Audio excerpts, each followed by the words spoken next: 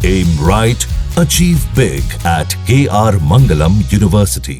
और बुधवार को जन सुनवाई के दौरान हुए हमले के बाद आज दिल्ली की मुख्यमंत्री रेखा गुप्ता पहली बार सार्वजनिक कार्यक्रम में दिखेंगी। इससे पहले सीएम रेखा गुप्ता ने ऐलान किया कि अब जन सुनवाई केवल सीएम हाउस में नहीं बल्कि दिल्ली की हर विधानसभा में होगी। सीएम ने कहा, अब आपकी मुख्यमंत्री आपके द्वार प्रोग्राम के तहत इस तरह के कार्यक्रमों को आगे बढ़ाएंगी।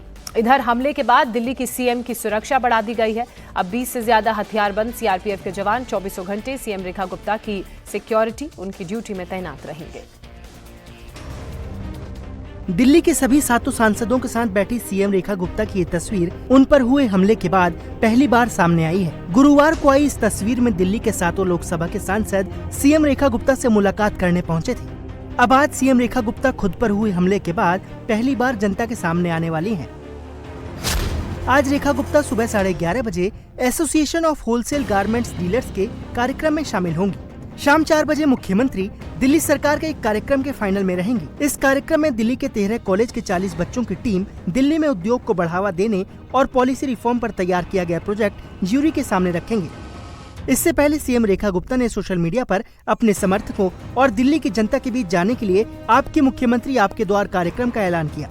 सीएम ने लिखा, मैं दिल्ली वासियों के हितों के लिए लड़ना कभी नहीं छोड़ सकती। मेरे जीवन का हर क्षण और शरीर का हर कण दिल्ली के नाम है। मैं इन सभी अप्रत्याशित प्रहारों के बावजूद दिल्ली का साथ कभी नहीं छोड़ूंगी। अब जन सुनवाई केवल मेरे घर पर ही नहीं, दिल्ली की हर विधानसभा में होगी। आपकी मुख्यमंत्री आपके द्वार।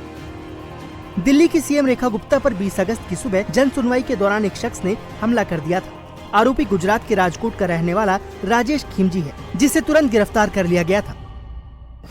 वहीं इस हमले को गंभीरता से लेते हुए दिल्ली की मुख्यमंत्री रेखा गुप्ता को केंद्र सरकार ने जेड कैटेगरी की वीआईपी सुरक्षा प्रदान की है। सीएम सिक्योरिटी में 22 से 25 हथियारबंद सीआरपीएफ के जवान 24 घंटे तैनात रहेंगे। रेखा गुप्ता और उनके आधिकारिक आवास की सुरक्षा अर्धसैनिक बल का वीआईपी सिक्योरिटी ग्रुप करेगा। लेकिन आम आदमी पार्टी ने दिल्ली पुलिस पर सवाल उठाए हैं। केजरीवाल जी के मामले में जानबूझ के पुलिस ने मामलों को लचर रखा, मामलों में ढिलाई रखी, सिक्योरिटी में ढिलाई रखी, और जब जब हमला हुआ उसको कहा गया कि साहब दिल्ली की जनता नाराज है इसलिए हमला हुआ। हमें खुशी है कि रेखा गुप्ता जी के मामले में पुलिस ने एफआईआर दर्ज की है, अटेम्प्ट टू मर्डर का केस दर्ज किया है।